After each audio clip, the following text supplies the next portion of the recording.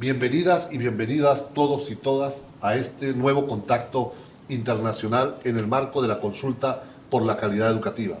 En esta oportunidad conversaremos con uno de los teóricos más importantes de América Latina, con Emir Sader. Emir es coordinador del Laboratorio de Políticas Públicas de Brasil, fue secretario de Claxo, presidió el Consejo Latinoamericano de Ciencias Sociales y hoy participa en la consulta por la calidad educativa. Bienvenido, Emir, a este contacto internacional. Ya, muchas gracias. Emir, tú tienes una larga experiencia en el estudio de las políticas públicas y las políticas públicas referidas a educación. Para ti, ¿qué significa el debate sobre la calidad educativa en América Latina? Creo que es esencial porque el neoliberalismo nos plantea la disyuntiva entre esfera pública y esfera mercantil. Ellos dicen que es estatal versus privado. Para nosotros no. Lo de ellos no es la esfera privada, que nosotros valoramos mucho, la esfera mercantil. Entonces, así que buscan que la educación sea toda mercantilizada. Y lo nuestro no es la esfera estatal. El Estado puede ser cualquier cosa, es la esfera pública, la esfera de los derechos, de la ciudadanía. El Estado es un espacio de disputa hegemónica entre esfera pública y esfera mercantil. El avance del neoliberalismo ha debilitado enormemente todas las esferas, todos los espacios públicos, incluida la universidad, de distintas maneras, ¿no? Sea debilitando la importancia de la democratización de la educación, sea rebajando el nivel de los debates teóricos y burocratizando de alguna forma las estructuras académicas, ¿no? Que la hacen encerrarse sobre sí mismos, ¿no? La trascendencia hoy del pensamiento social, académico, teórico en la vida política de América Latina disminuyó mucho, lo cual es más grave todavía porque América Latina vive un momento decisivo y los dilemas son dilemas nuevos, difíciles de enfrentar, que exigen una abordaje teórica nueva, crítica, constructiva, de superación del neoliberalismo. Entonces creo que un rebajamiento es un tema esencial, reponer la cuestión en debate, sobre todo a partir de gobiernos que están pensando en una perspectiva más profunda de superación del neoliberalismo y del mismo capitalismo, ¿no? Entonces creo que es esencial. Yo diría que ese debate no se está haciendo en casi ningún lugar, en Venezuela, Ecuador son excepciones, pero en general la universidad sigue su vida como si nada estuviera pasando en el continente, ¿no? Excepciones individuales, pero los currículos, la formación, el clima mismo interno, no es un clima que refleje los dilemas que el continente está viviendo, ¿no? Hay que dar un remesón fuerte desde afuera y desde adentro, ¿no? Creo que ustedes hacen muy bien hacerlo, porque yo diría que hoy, sí, teoría revolucionaria, no va a haber práctica revolucionaria. No puede dar seguimiento, profundización a las prácticas revolucionarias, ¿no? Emir, nuestra generación quizás era una generación que postergaba las utopías, es decir, nosotros soñamos el socialismo, soñamos una democracia distinta y trabajamos para ello, pero estaba en el horizonte lejano. Las nuevas generaciones quieren vivir la utopía hoy y es un enorme desafío para la educación en general y quizás especialmente para la educación universitaria. Es decir, no podemos hablar de una democracia participativa y protagónica si el joven no la vive esa democracia en la propia universidad. Ya no basta decirle que hay un modelo político en la sociedad, sino que tiene que vivirla. Igual en la escuela. ¿Cómo podría abordar este desafío la educación hoy en día? Bueno, antes de todo creo que hay que ensanchar la composición interna de las universidades, ¿no? Como de Che, hay que pintarla de rojo, de negro, de indio, etc. La composición social sigue siendo muy privilegiada, muy separada de la juventud popular, que es la gran mayoría de nuestro continente, ¿no? Creo que entonces habría que buscar formas de, sea política de cotas o sea otras formas de cambiar la composición interna, que reflejan sectores intermedios de la sociedad, que están menos tocados, menos sensibles a los dilemas que vive la sociedad. Lo otro es cambiar las estructuras. A menudo la misma elección de las autoridades, empezando por rector, está hecha por un consejo restringido donde no participan a la gran mayoría de la gente. No es un tema fácil. No se trata de mecánicamente introducir el voto universal para que todos voten, incluso funcionarios y todo. Hay que ver una forma de composición en que se exprese el peso específico de los profesores, pero a la vez participación de los estudiantes, incluso de los funcionarios, de los empleados. En varios lugares se hace cosas composición triple, ¿no? No sé si es la buena forma. Ahora, nada de eso va a funcionar si no se rediscute la función de la universidad. La discusión de fondo sobre la sociedad, los dilemas, las alternativas políticas, el rol de la formación de los jóvenes y el rol de la teoría, ¿no?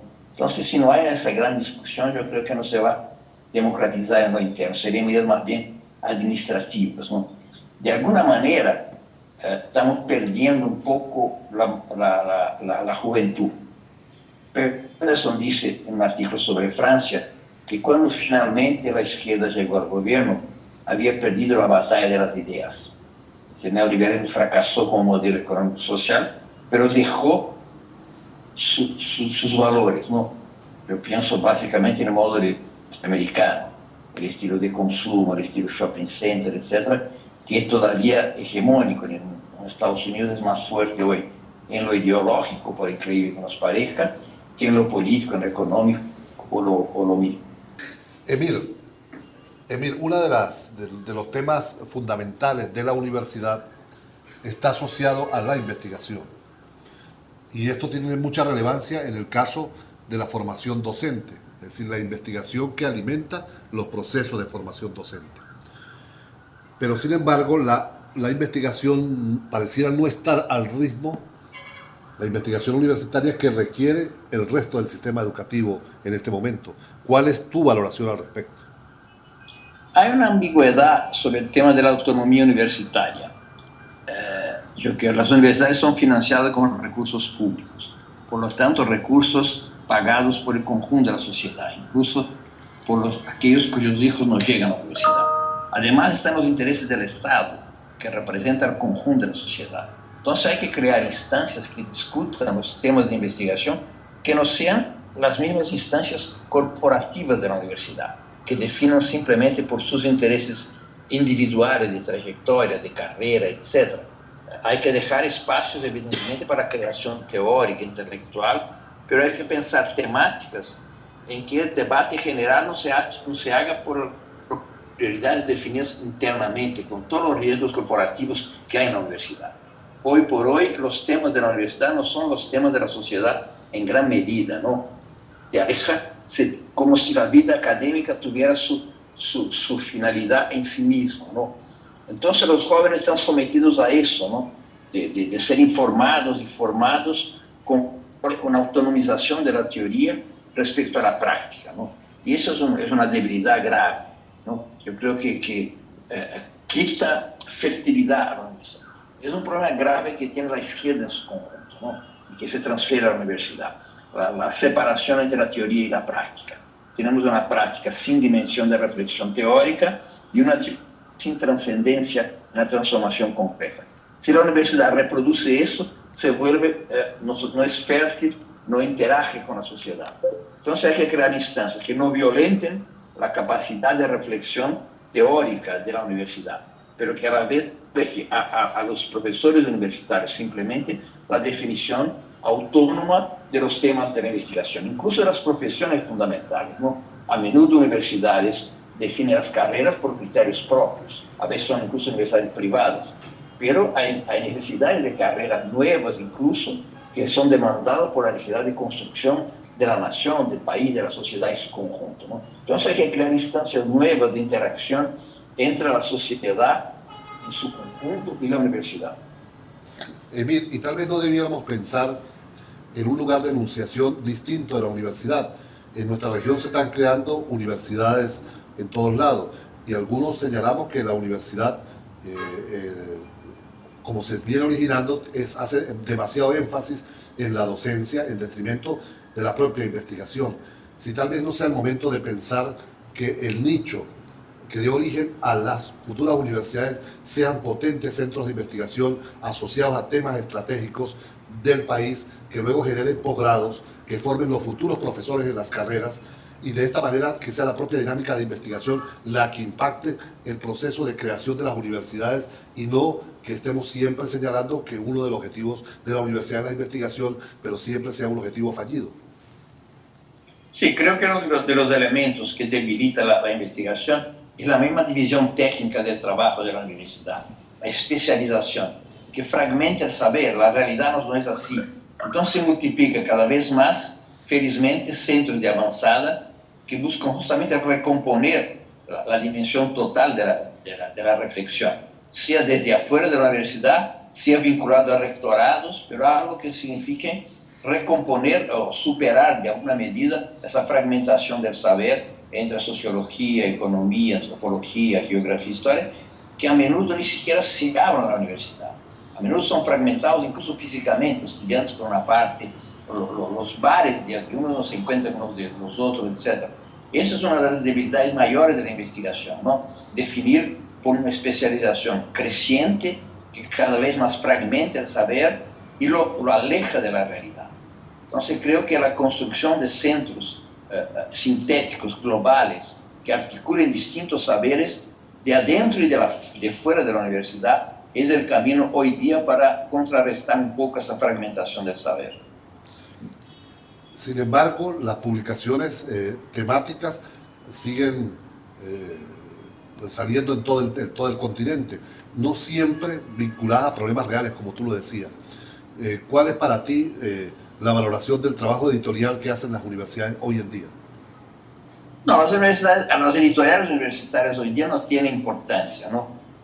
O se dedica a una tarea que tiene su sentido, que es publicar clásicos que a las editoriales privadas no les interesa, o reproducen simplemente las tesis de las universidades, que reproducen esa fragmentación del saber.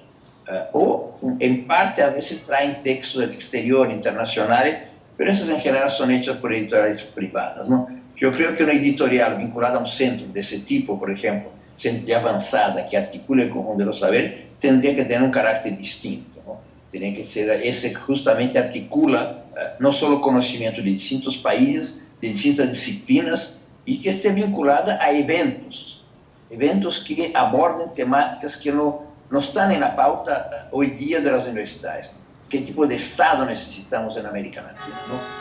¿Cuál es el concepto económico de superación del neoliberalismo? ¿Qué ideología, qué valores hoy día corresponden a una sociedad antineoliberal? Cosas así que tienen que ser forjadas por iniciativas propias. La dinámica espontánea de la universidad no llevará a eso, no está llevando a eso. Tú diriges el Laboratorio de Políticas Públicas en Brasil. A partir de tu experiencia, has logrado sistematizar propuestas concretas para los gobiernos en diferentes áreas. Si tuvieras que sugerir a los ministros de educación de la región 3 o 5 prioridades de transformación de los sistemas educativos para alcanzar una educación inclusiva de calidad, ¿cuáles serían, Emir? Yo diría que un tema importante es la polarización esfera pública, esfera mercantil. Vamos a estar evaluando cuánto avanzamos en la construcción de la sociedad, sabiendo cuánto logramos debilitar la mercantilización y cuánto logramos fortalecer la dimensión de los derechos, de la ciudadanía, de la esfera pública. Eso seguramente es un tema esencial. Otro es el rol de conocimiento, el rol de la teoría hoy día en las temáticas contemporáneas de América Latina. Y la tercera, el tema de la democratización de las estructuras educativas en todas las instancias de América Latina. Creo que serán 3 sugerencias posibles. Ahora bien, a nivel de los procesos de integración de nuestro sistema educativo, todavía tenemos más definiciones positivas que desarrollos prácticos de integración. Se ha trabajado en materia de acreditación de posgrados, en materia de acreditación de carreras, pero todavía pareciera que hay mucho camino que recorrer. En esa materia de integración regional, para ti, ¿cuáles serían las prioridades en la agenda pública? En verdad, primero había que avanzar la integración, la construcción de un proyecto de desarrollo económico, social, cultural para el conjunto del continente. Antes de todo el Mercosur, que tiene más homogeneidad, estamos retrasados en eso. Una integración educacional no vale por sí misma, vale como una dimensión de la integración política, económica, social, comunicativa, etc. Hay que pensarla en ese marco y pensar grandes proyectos de investigación ayer incluso yo estaba en Argentina discutiendo con la gente de la CTA que el tema del trabajo y de la vida de los jóvenes en la periferia de grandes ciudades, ¿no? Es un tema que hay que investigar en la periferia de grandes ciudades, de São Paulo, de Buenos Aires, de Caracas, Ciudad de México, a través a lo mejor de la integración de las mismas centrales sindicales que lo necesitan, porque en la medida que cada vez más gente vive de su trabajo, pero cada vez más gente está alejada de las estructuras organizativas del movimiento sindical. Cada vez más el mundo del trabajo está invisibilizado. Y es una temática que fue moda hasta los 70 en América Latina, sociología del trabajo. Después desapareció como si el trabajo fuera una actividad especializada. Uno juega tenis, anda de bicicleta y trabaja, porque la media no hace ver la vida cotidiana de los trabajadores, de cuando se despiertan a cuando duermen, etc. Y que es lo que produce riqueza y que la que articula la vida de la gran mayoría de la gente, ¿no? Una vida que no aparece y que la teoría se distanció enormemente de eso, ¿no? Entonces yo creo que hay que también buscar temas que hoy articulan el conjunto de los sociedades, sobre todo el mundo urbano, que es un mundo a desvendar, que es un mundo difícil de entender, porque es el nudo de muchos nudos, ¿no? Y que eso hay que acercar grandes metrópolis con sus estructuras sindicales, de alcaldías, por ejemplo, para concatenar temáticas y hacer que la investigación refleje esas necesidades y no solo una dinámica de modas teóricas que nos llegan desde el exterior, ¿no? Precisamente, desde la sociología del trabajo, quizá una agenda pendiente tiene que ver los salarios de los profesionales de la docencia, las condiciones de trabajo de los profesionales de la docencia. En América Latina, los salarios de los docentes oscilan entre $40 y $2.000, por citar una media, lo cual demuestra una disparidad desde el punto de vista salarial en el ejercicio de la profesión. Las condiciones laborales también son distintas, incluso la cantidad de alumnos por docente, ya sea en la educación básica, la educación primaria o en la universitaria, también varía. Tal vez no llegó el momento de plantearnos también una tarea de plantearnos, de soñar una tasa mínima de sueldo salarial en la región, una cantidad de docentes mínima o máxima también con la cual trabajar. Sí, hay lugares como por ejemplo la Universidad de Buenos Aires en que la gran mayoría de los profesores tienen trabajo precario. El posgrado es pagado y los mismos profesores que son profesores precarios no tienen plata para pagar posgrado en su misma universidad.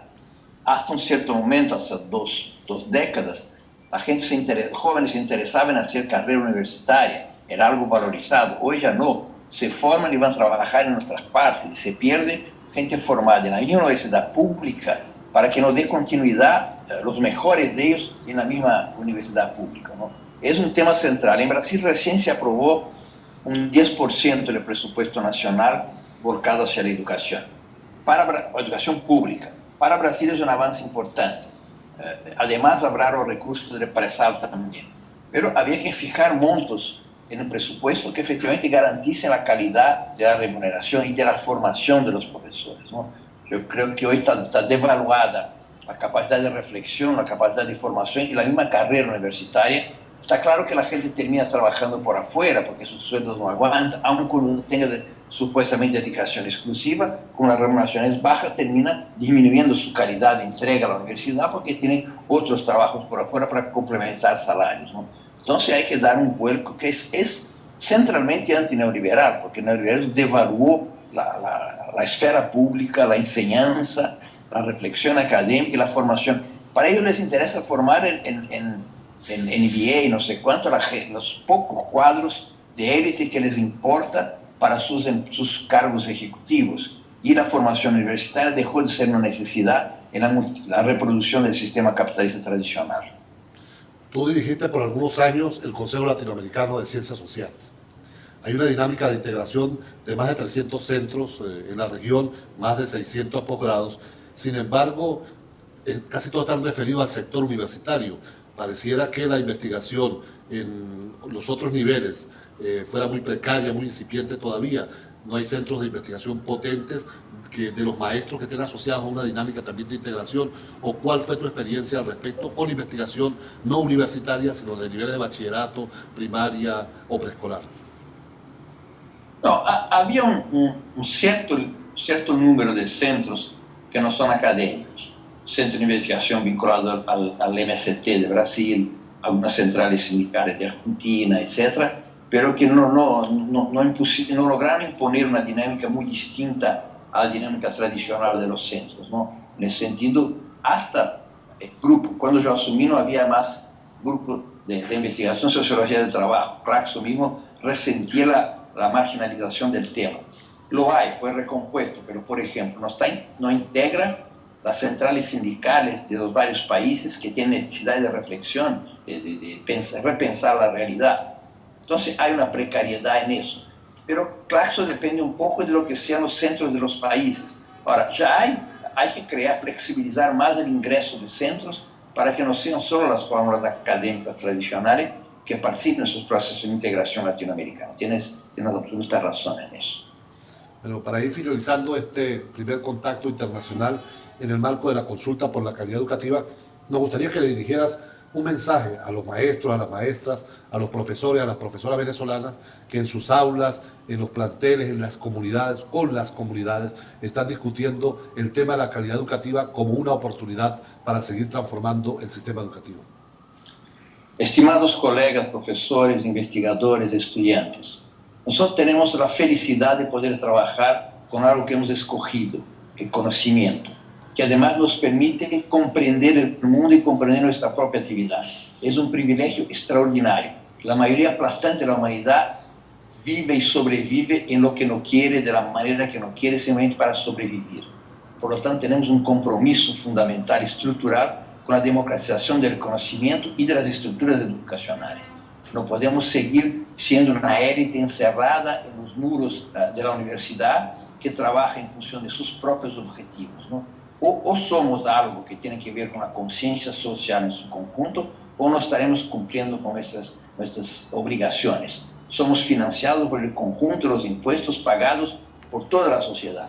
Sin embargo, gran parte de los hijos de la gente que paga impuestos no llega a la universidad. Gran parte de las necesidades teóricas, políticas que ellos tienen no son abordadas por nosotros.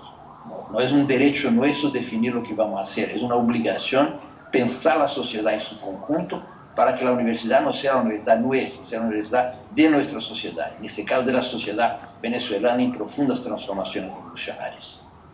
Gracias a Emir Sader, Emir, coordinador del Laboratorio de Políticas Públicas de Brasil, quien hoy nos acompañó en este contacto internacional en el marco de la consulta por la calidad educativa. Gracias, Emir. Gracias a ustedes. Yo diría que ese debate no se está haciendo en casi ningún lugar, en Venezuela, Ecuador son excepciones, pero en general la universidad sigue su vida como si nada estuviera pasando en el continente, ¿no? Excepciones individuales, pero los currículos, la formación, el clima mismo interno, no es un clima que refleje los dilemas que el continente está viviendo, ¿no? Hay que dar un remesón fuerte desde afuera y desde adentro, ¿no? Creo que ustedes hacen muy bien en hacerlo, porque yo diría que hoy, sin teoría revolucionaria, no va a haber práctica revolucionaria. No puede dar seguimiento, profundización a la práctica revolucionaria, ¿no? Emir, nuestra generación quizás era una generación que postergaba las utopías, es decir, nosotros soñamos el socialismo, soñamos una democracia distinta y trabajamos para ello, pero estaba en el horizonte.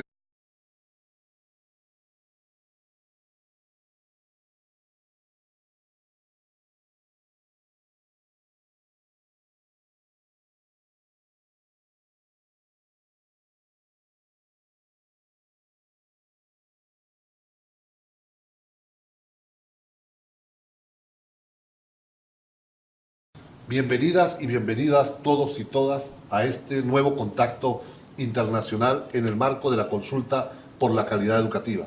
En esta oportunidad conversaremos con uno de los teóricos más importantes de América Latina, con Emir Sader.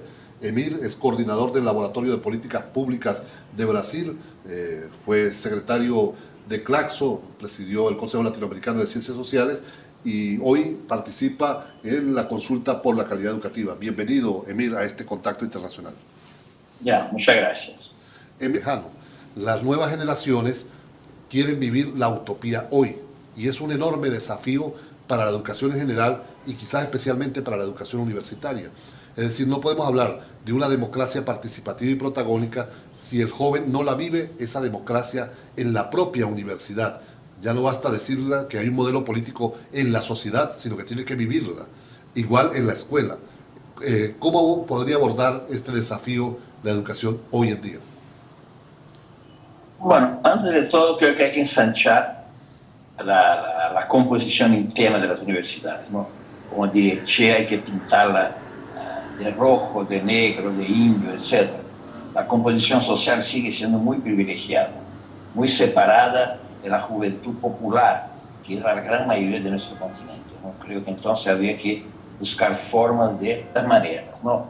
Sea debilitando la importancia de la democratización de la educación, sea rebajando el nivel de los debates teóricos y burocratizando de alguna forma las estructuras académicas, ¿no? Que la hacen encerrarse sobre sí mismos, ¿no? La trascendencia hoy del pensamiento social, académico, teórico en la vida política de América Latina disminuyó mucho, lo cual es más grave todavía porque América Latina vive un momento decisivo y los dilemas son dilemas nuevos, difíciles de enfrentar, que exige una abordaje teórica nueva, crítica, constructiva, de superación del neoliberalismo. Entonces creo que un rebajamiento es un tema esencial, reponer la cuestión en debate, sobre todo a partir de gobiernos que están pensando en una perspectiva más profunda de superación del neoliberalismo y del mismo capitalismo, ¿no? Entonces creo que es esencial. Tú tienes una larga experiencia en el estudio de las políticas públicas y las políticas públicas referidas a educación. Para ti, ¿qué significa el debate sobre la calidad educativa en América Latina? Creo que es esencial porque el neoliberalismo nos plantea la disyuntiva entre esfera pública y esfera mercantil. Ellos dicen que es estatal versus privado. Para nosotros no. Lo de ellos no es la esfera privada, que nosotros valoramos mucho, la esfera mercantil. Entonces, así que buscan que la educación sea toda mercantilizada. Y lo nuestro no es la esfera estatal. El Estado puede ser cualquier cosa, es la esfera pública, la esfera de los derechos, de la ciudadanía. El Estado es un espacio de disputa hegemónica entre esfera pública y esfera mercantil.